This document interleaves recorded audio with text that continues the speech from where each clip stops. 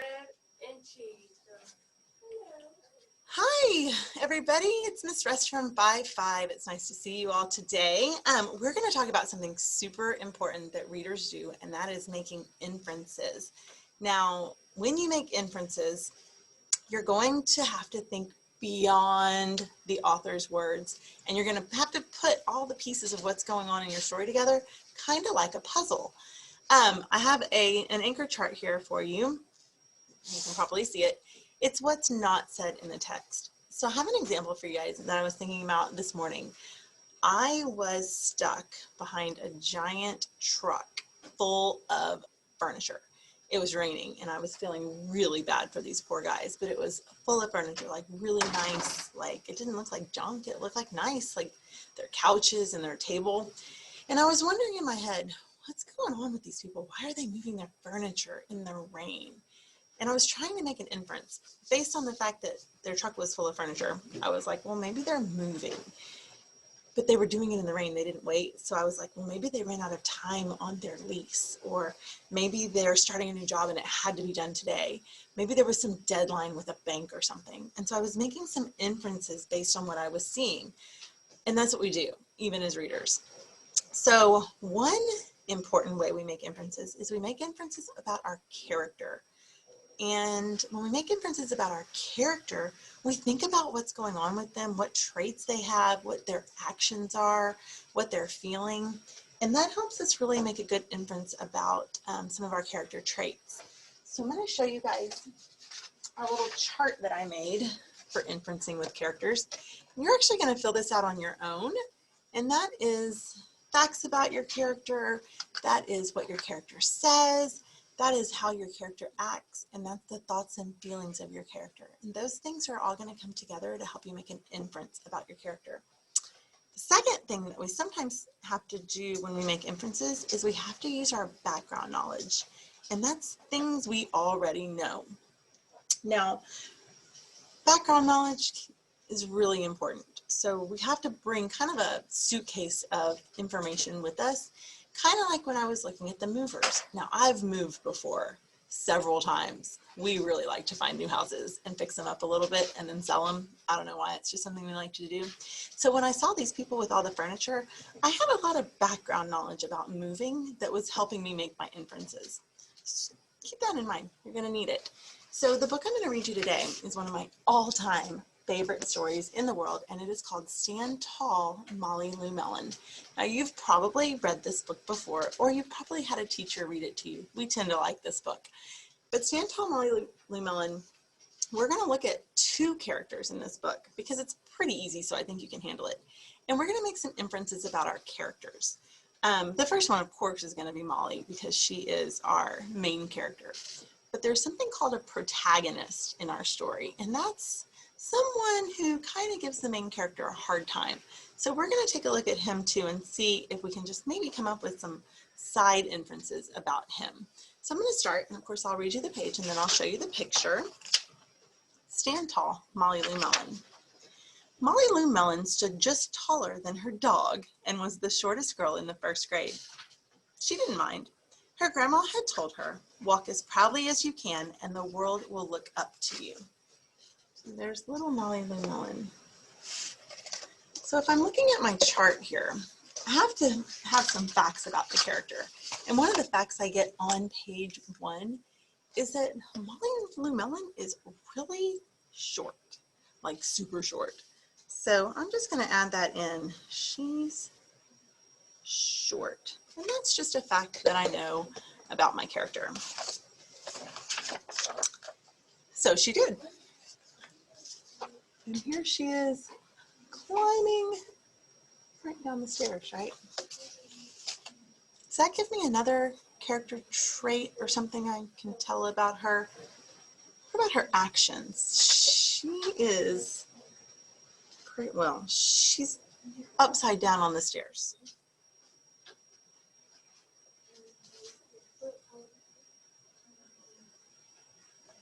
That's pretty crazy, right? She's upside down on the stairs. Crazy girl. Molly Lou Mellon had buck teeth that stuck out so far she could stack pennies on them. She didn't mind.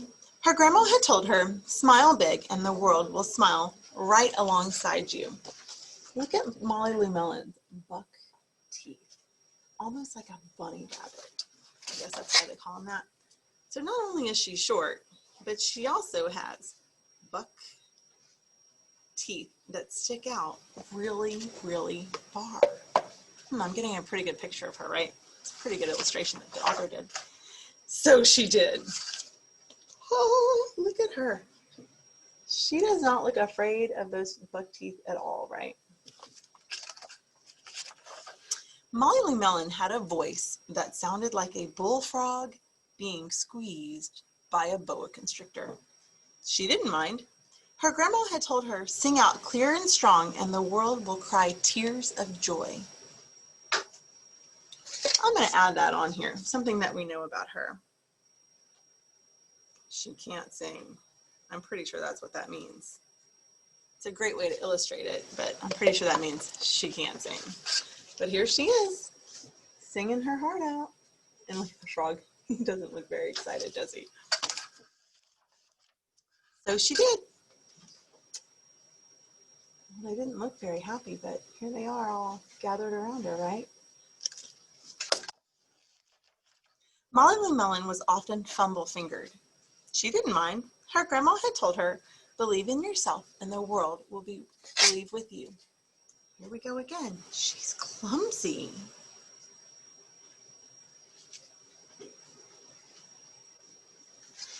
She is a little clumsy, but she was really trying to stack all those dishes, right? So she did. But yet, even though she was clumsy, there she is able to do that. Oh my goodness. Look at her go. I guess she figured it out. Then Molly Lou Melon moved to a new town. She had to say goodbye to her grandma and all of her friends. Now, how do we think Molly's feeling right now? Is the author telling us, or are we making an inference? How's she feeling right now? If you've ever had to pack up everything and move away from your friends, you probably have a pretty good idea. And start a new school. She's starting her new school. Again, can we make an inference about how she's feeling? Because we've done that before, right? On the first day of school, Ronald Durkin called her Shrimpo in class. When the game started, Molly Lou Melon caught the football, ran under the legs of Ronald Durkin, and scored a touchdown. All the children thought, wow, she's good. And Ronald Durkin felt very foolish.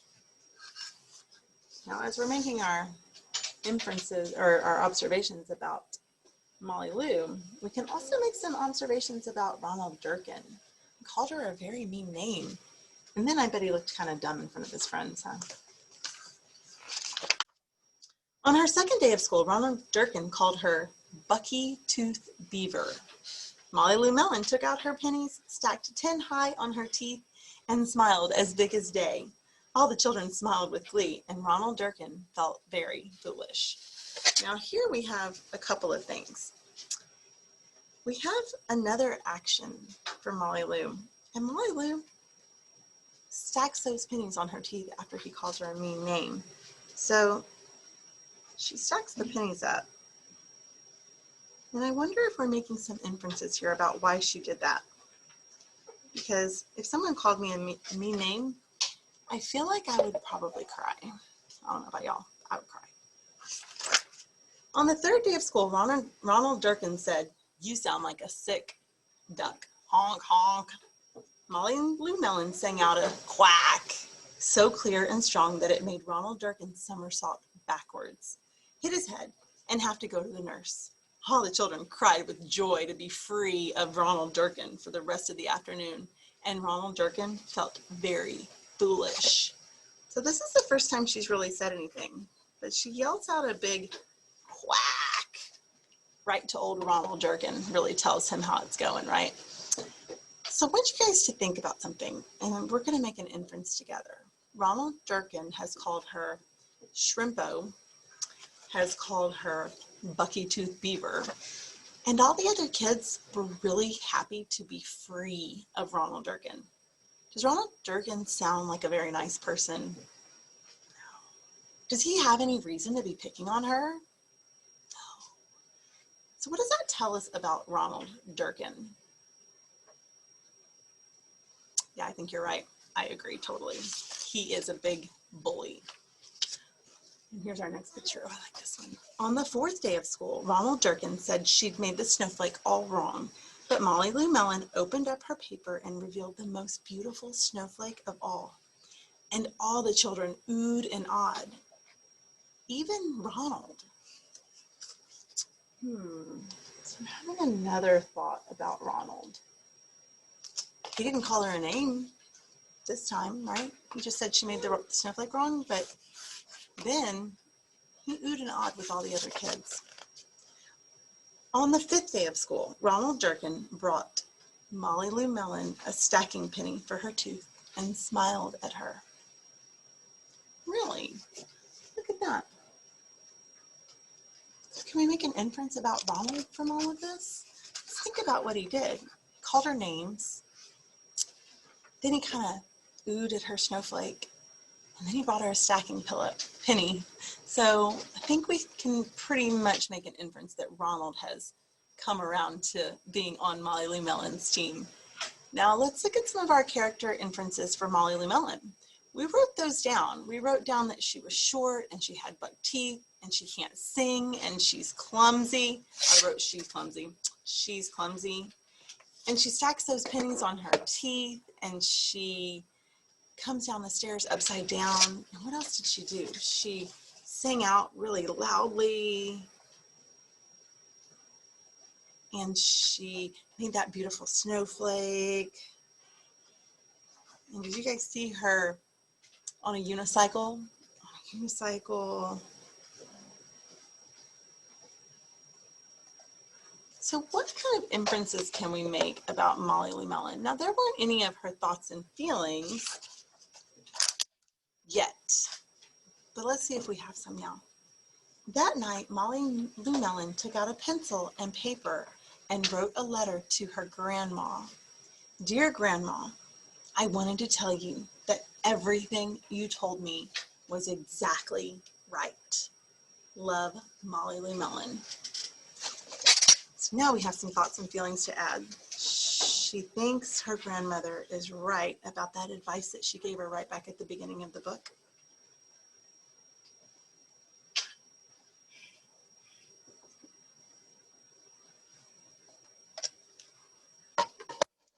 So let's make some inferences about Molly's character traits. Now, she was pretty unique, right? And she was pretty courageous and she was pretty confident about all of her abilities. She just did what her grandmother said. She said, make the most of what you got, and Molly Lou Mellon was able to do that, right?